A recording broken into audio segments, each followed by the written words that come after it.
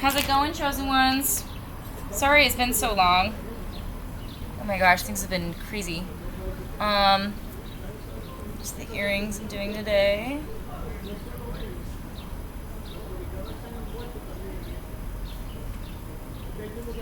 Finally got nice here. The weather here is gorge.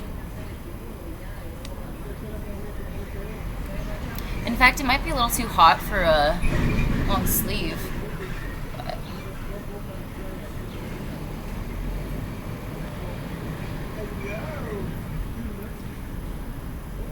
we will see.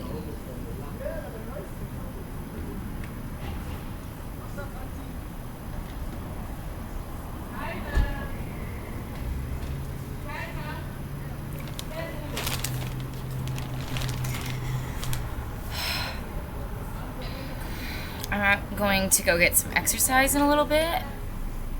Just cruise a little bit, you know.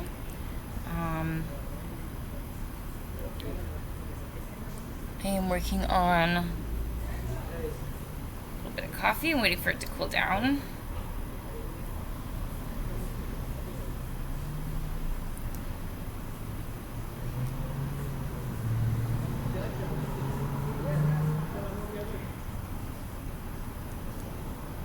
I'm really feeling the vibes to go to Blick Art Supply store and get some like spray painting kit. I feel like that's been on my mind. Wanting to try spray painting paint out and that type of art out.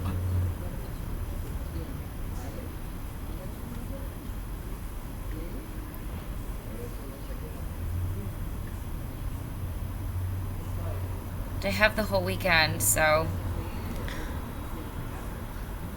could be fun.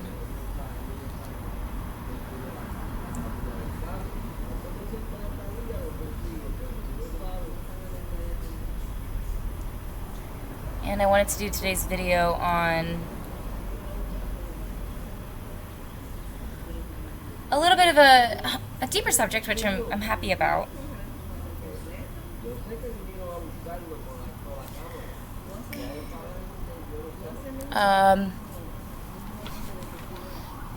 It's on it's gonna be about Matthew and on the having the patience, the kindness, all 9 fruits of the Spirit.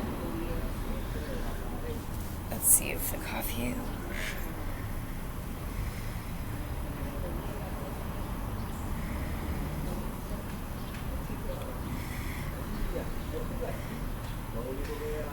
I've been really like wanting to go to Hawaii recently too. I don't know where that's coming from.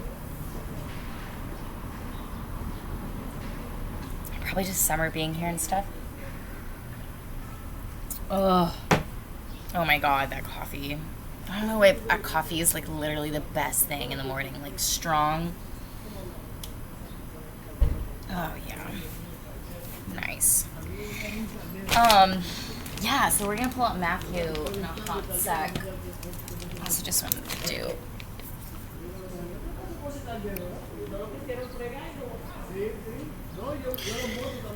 And then before this video, I put this on.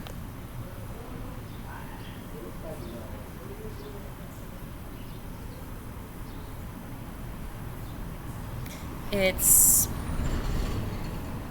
actually a primer just basically for your eyes, but I've sort of just been using it all over because it says moisture boost, vitamin boost, feeding, nourishing, firming eye serum, and it's supposed to help with dark circles or something, but I kind of just use it as a base, and then I go over with this.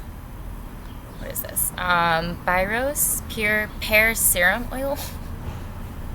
I'm wearing pears on my face, I guess. I didn't know that.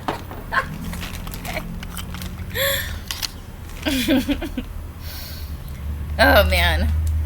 Yeah, it took quite a bit.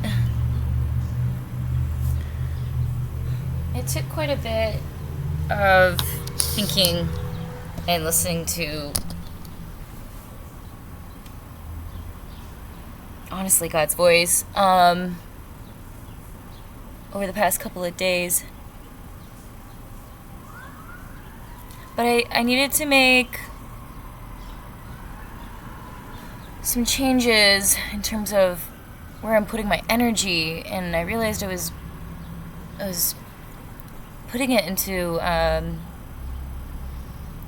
just not the right things. I hadn't been honest with you guys. Well, honest with the basis of like my recent improvement phase, which was quitting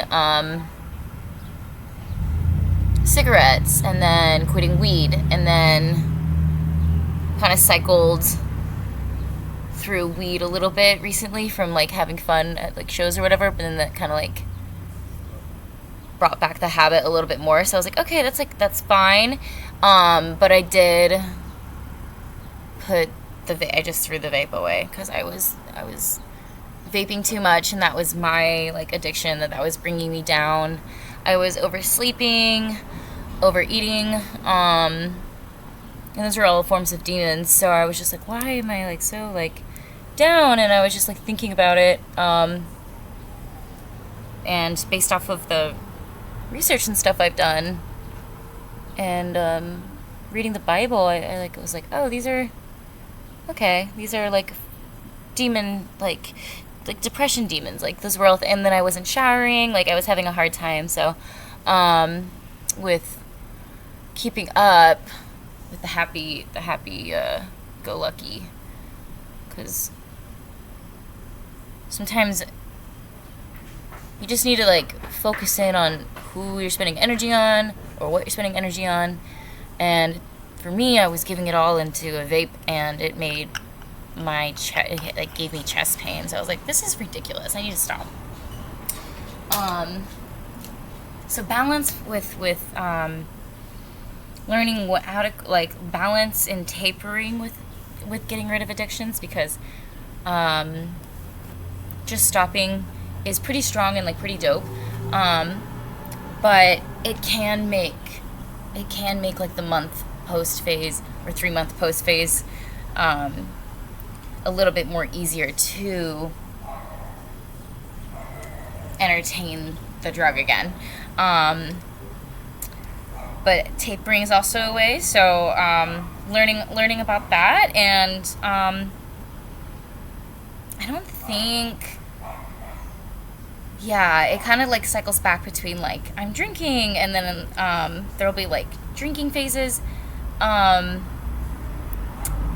then there'll be like some weed phases too, and then it's like sometimes I even justify one or the other as like, well, this is what I'm like doing right now, but like I try and just keep a limit on it because things got a little crazy this week, and I like feeling in control. Like I like feeling, so those sometimes things get out of hand, and that's life too. So I was like, okay, but really like taking addiction seriously, because it can be a slippery slope, and it often is. It contributes to conflict all the time.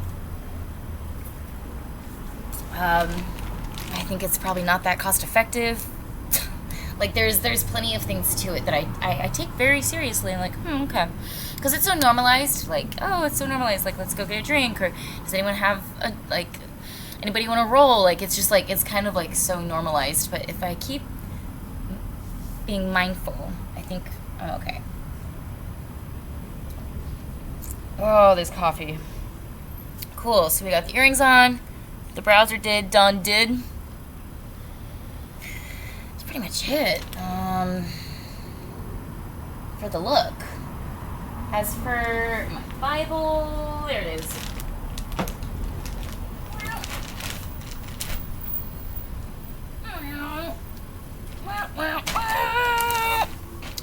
I have some verses. Let's see. Okay.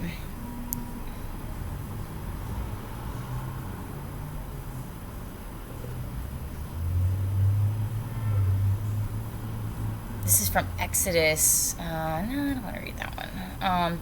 Proverbs 6:34. Jealousy makes a man rage. He'll show no mercy on his days of revenge. I would say that's pretty accurate. Yeah. The heart of man is wicked. A peaceful mind, this is Proverbs 14:30. A peaceful mind gives life to the body, but jealousy rots the bones.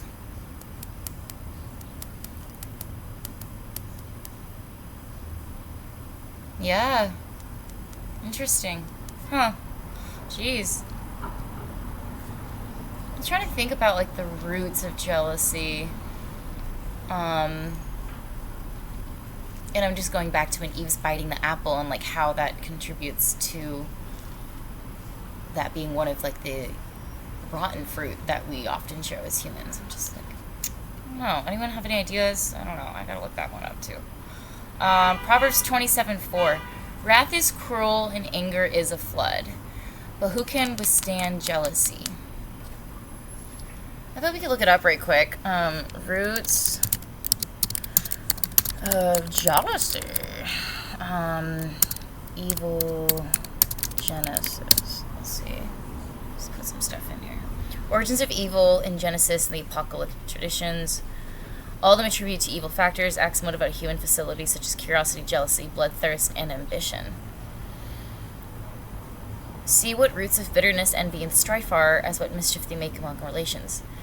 At the persuasion of Leah, Jacob took Zilpah, her handmaid. So this is Genesis 31 meaning. See what roots of... Okay, this is interesting. Oh, dang, it's not going to show it all. This is interesting. Rachel envied her sister. Envy is grieving at the good of another. That which no sin is more hateful to God, or more hurtful to our neighbors than ourselves. She considered us not that which God made the difference, and that in other things she had the advantage. Let us carefully watch against all the risings and workings of this passion in our minds. Let not our let not our eye be evil towards any of our fellow servants, because our master is good. Jacob loved Rachel and therefore reproved her for what she said amiss. Faithful reproof showed true creature in God's stead. Faithful reproof show true affection. God may be to us instead of any creature, but it is a sin and folly to place any creature in God's stead, and to place that confidence in any creature which should be placed in God only. Oh, see, that's interesting. At the persuasion of Rachel and Jacob took Bilhah, her handmaid, to wife. At the persuasion of Rachel, Jacob took Bilhah, her handmaid, to wife, that accordingly to the usage of those times her children might be owned as her mistress's children. Yikes. Had not Rachel's heart been influenced by evil passions, she would have thought her sister's children near her to her and more entitled to her care than Bilhah's. She would have thought her children's nearer to her and more entitled to her care than Bilhah's. Yeah. But children whom she had a right to rule were more desirable to her than children she had more reason to love. As an early instance of her power over these children, she takes pleasure in giving them names that carry in marks of rivalry with her sister. Oh, Jesus. See what roots of bitterness, envy, and strife are. Wow. Yeah, I'd say so. This is so interesting. And what mischief they make among relations. Strife, bitterness. See, that's interesting. At the persuasion of Leah, Jacob took Zilpah, her handmaid, to wife also. See the power of jealousy and rivalship, and admire the wisdom of the divine appointment, which joins together one man and one woman only, for God hath called us to peace and purity. Wow. So, now let's go to Matthew and list the name of spirit of fruits.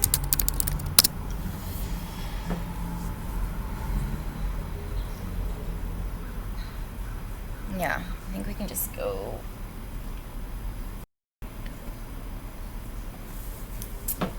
Oh, I'm gonna need more coffee for this. I only made a tiny bit.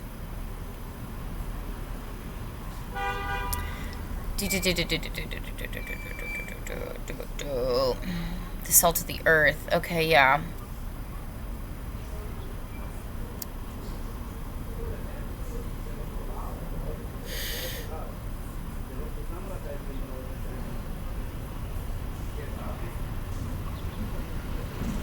I'm just remembering this interview with Theo Vaughn, and he's sitting in a podcast interview. He gets asked a question, something like, what do you think about being a comedian or something? And then Theo was like, yeah, we're like the salt of the earth, man. So the guy who's interviewing him gives him the weirdest look. Here we go. This is what I wanted to talk about. Okay. Matthew 7:15. You haven't heard of Theo Vaughn's comedy, you gotta go check it out. He's so full of love. He's also just he's just the best. Go check out Theo Vaughn's comedy. Matthew 7:15 through 20. You will know them by their fruits. Beware of false prophets who come to you in sheep's clothing, but inwardly they are ravenous wolves. You will know them by their fruits. Do men gather grapes from thorn bushes or figs from thistles? Even so, every good tree bears good fruit, but a bad tree bears bad fruit. Yep. A good tree cannot bear bad fruit, nor can a bad tree bear good fruit. Every tree that does not bear good fruit is cut down and thrown into the fire. Therefore, by their fruits you will know them. So I wanted to touch on that because, let's just go to Matthew. I had always wondered what that meant.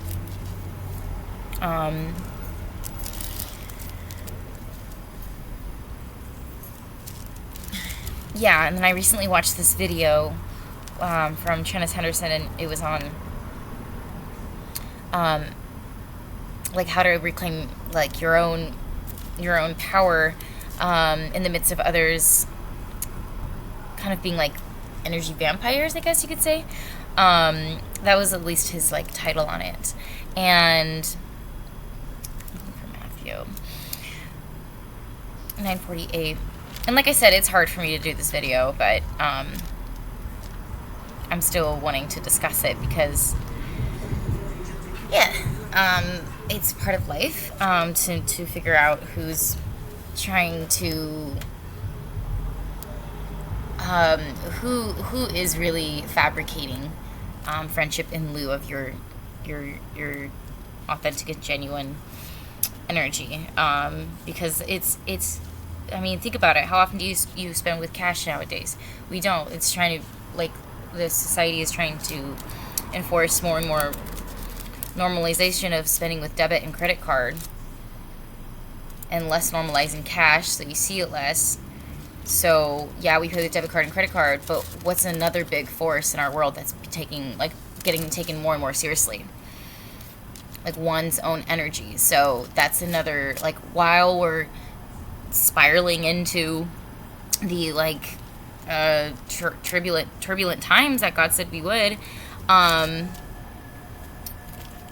it's literally, that's why they call it spiritual warfare, is because it's even those who might be closest to us that are the ones taking that energy, and they can't necessarily be, you have to really tread lightly, tread carefully, if you like it's kind of murky waters out there.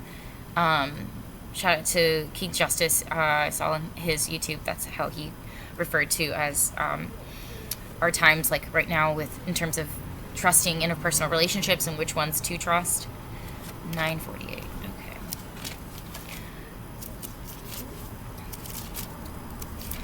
Murky waters. Shout out to King Justice. Absolutely, I would have to agree with that. I would say you gotta use your discernment. You just gotta use as much discernment as possible and really go with that gut feeling, that energy. You know? Found Matthew finally.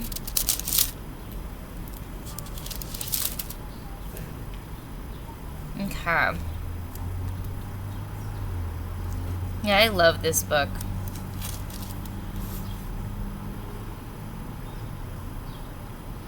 You heard that it was said, you must love your neighbor and hate your enemy. However, I say to you, continue to love your enemies and to pray for those persecuting you, that you may prove yourselves sons of your Father who is in the heavens, since he makes his sun rise upon wicked people and good and makes it rain upon righteous people. And unrighteousness. If you love those loving you, what reward do you have? Are not also the tax collectors doing the same thing? And if you greet your brothers only, what extraordinary things are you doing? I love that. There's a highlighter when you need one. Okay. Gosh. Okay. I love that. And greet. What extraordinary thing are you doing? Are not also the people of the nations doing the same thing? And you must accordingly be perfect, as your heavenly Father is perfect. Well, I'm not perfect, so. I know what you mean. It's fine. I get it. You have to try and exalt his light as much as possible. You must accordingly be perfect, as your heavenly Father is perfect. Also, I guess that's like what we can fulfill ourselves our whole lives towards being. The lamp of the body is the eye. If then your eye is simple, your whole body will be bright. But if your eye is wicked, your whole body will be dark. These are reinforcing arguments for what the fruit of the spirit of the fruit is like. I know there's 9 of them. I actually have some notes on this that I could just read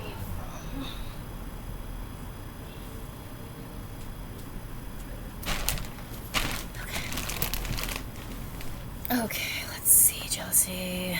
Genesis led of the rabbinic sources. Rabbinic? Huh. It's saying that there's allied emotions to jealousy, which include envy, hate, and passion, or envy, zeal, and passion. Yes. Okay. Here we go. Fruits of the Holy Spirit. It's falling everywhere. Love, joy, peace, patience, kindness, goodness, faithfulness, gentleness, and self-control. I love that. I especially like self-control.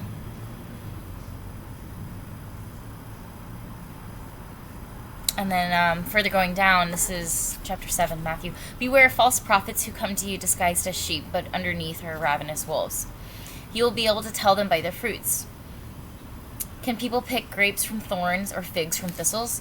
In the same way, a sound tree produces good fruit, but a rotten tree bad fruit. A sound tree cannot bear bad fruit, nor a rotten tree bear good fruit. Any tree that does not produce good fruit is cut down and thrown on the fire. I repeat, you will be able to tell them by their fruits.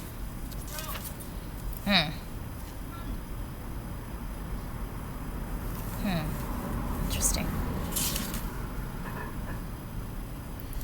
So, yeah, a lot of the people closest to us, we just have to be careful on who we spend our time with and give our energy to. Like, I realized I was putting it into the wrong things. Like, that's what I learned. And then I also, kind of detected, too, that my energy just wasn't being put into the right things because my depression was, like, slowing me down. And like, it's kind of cool that depression can kind of, like, really slow you down like that. But, I think I want to, like, be able to detect it better, in the future, or be able to slip out of it faster. I think that I'm continuously learning how to balance stuff. So I really feel like 3 days of activity, 3 to 4 days of activity, and also a little bit of a knee injury recently that I was trying to be mindful of and not go crazy hard at the gym, because that was how I heard it before. So what else can I do to raise my vibrations? Okay. I love to perform. I love to do some type of, like, activity, but now that it's, like, nice and beautiful and sunny out, I'd like to do it outside, not stuck inside a gym, like, because that stuff is cool for, like, a little bit, but I would rather have my own energy about me, and, like, I really need to protect my energy. The gym kind of sucks with people's, like, weird. People are just weird, and not even in a good way. Like, they're just weird. like they make me feel like I'm weird because I feel like I just get way more attention than I would appreciate than I would like. I want to be invisible when I go outside, and that is never the case. So, you know what I'm saying? Like I'd rather go up into the woods and go for a trail run. Like I'm an outdoorsy gal. Like where's my mountain bike? Where's some mountain trails? Like show me that. Like I wanna use that time and go and like expand my energy with trees and water and bodies of water and maybe even seeing a duck on the way. Like I'm not gonna get those vibes when people are like giving me these weird ass looks. And I hate people noticing me. I hate them. I literally it makes me want to like I hate it. I hate attention like that when I'm just trying to go about my day. I'm like, good God. And I usually wear sunglasses to like stop, like, because like some men will literally like wait for your eyes to like drop just so they're like staring at you from across the street and like catch your eyes, and they're like, he looked like literally last night at the laundry mat. I was trying to forget about it, but he literally looked like evil. He just like, and I was like, good God, like I hate having to go outside sometimes. You're like, good God, there's just evil all around, and I'm very sensitive, and I can see it in someone's eyes, and he had it. I was like, that's bad, dude, get away from me. It's just, it's also harassment, it's stalking, it's organized sometimes, weird interactions with others. It's like a goddamn movie. It is. Just going outside. It's like chapter 11 or something of exposing my talent and exposing my passion. Like, I've been getting a lot of peace from watching other YouTubers like that I realize are going through similar struggles in terms of like their money being taken, things being taken from their apartment. I was like, okay, cool, I'm not alone. Like, all right, but at the same time, I'm getting to the point where I'm like understanding that on a spiritual level, no matter how many material things get taken from me, I kind of just stop caring, because we really do come into this world with nothing and we leave with nothing. So what does it matter? You know, what matters is making people feel really good, because life's hard. So as much as possible, like, raise vibrations, but also use discernment in who's around you and who's in your circle. And stay focused. Don't worry about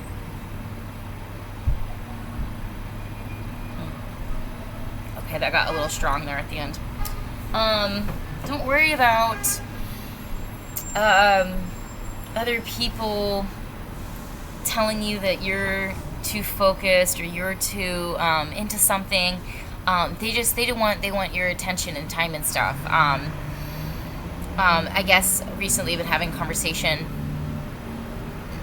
that was about putting you first. So yeah, really put yourself first. And chosen ones on this channel and stuff, like, put yourself first. Essentially be selfish with your life.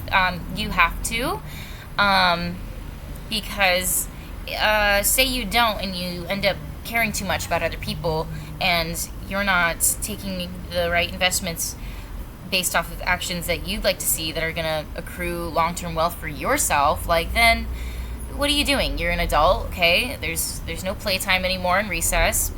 Nobody's going to get an extra, high five if I share my fish stick in the cafeteria. Those days are over. This is survival. This is adulthood.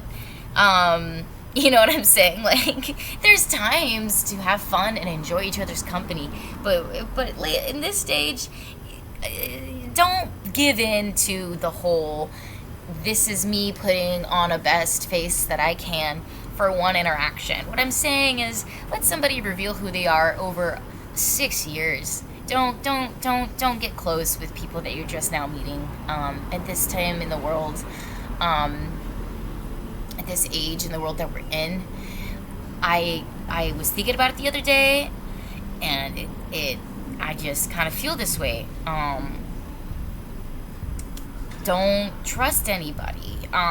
In terms of, think about their proactive and preemptive strikes that bring advantage for them. Could it be that they are going to get some advantage from you by just associating themselves with you for all the hard work you've done? And and it's so in other words to speak, like, are they writing off the tails of your success? Are they writing off the coattails of your success? Two, are they going to try and take money from you or try and fuck you over in some way? Or thirdly, are they just trying to fuck you? Like, don't believe that the first three reasons that somebody's hitting you up in your DMs or even just interacting with you for the first time, like, don't assume that it's because they have good intentions. I really, truly believe that it's either they want to associate with your name for who you are and try and take advantage of the hard work you've put in just by associating themselves with you, and using your name, and your rights of publicity in general, etc. Or two, they want money from you. Or three, they just want to fuck you. So I really, like, I think when we were, like, growing up and, in school and stuff, we're like, oh, this person is my friend. Like, just because we have a good conversation with them, like, this is my friend. And we're so, like, honestly, like, kind of conditioned, I think, into thinking that there's some type of trust. In childhood, of course, it's different. As an adult, you have the responsibilities of a livelihood that you want to sustain. Bills, household, cars payments, insurance payments, whatever, appointments to keep, laundry to get done, dishes to do. You don't, like, I would say, honestly, don't have as many friends as you probably do. Because, I mean, have fun, do what you want, but, like, just kind of realize that any time that you're not, like, spending that energy and putting it into your own investment bank, if that makes sense, like, whatever hobbies you're into could eventually turn into a profit if you just kept, like, spending time on your hobbies rather than, like, dispersing your energy and, like, going out and socializing and spending, like, $80 a bill, like, just for the fact that you're going out to socialize. Like, what are you doing with your free time if you're not doing your day job or your thing that brings you your main income? Are you using the hobbies that you like to do, or talents or interests you're pursuing, networking events that are going to lead you closer to what you want? If you're just, like, kind of constantly in your friend world, and, like, these aren't even, like, friends, like, they're just people that either work with you in some way or you spend a lot of time with, but a lot of the time people don't, like, the heart of man is wicked, and that's why we started out with the story from Leah and Jacob and his housemaid wife, because the roots of bitterness, envy, and hate come from that story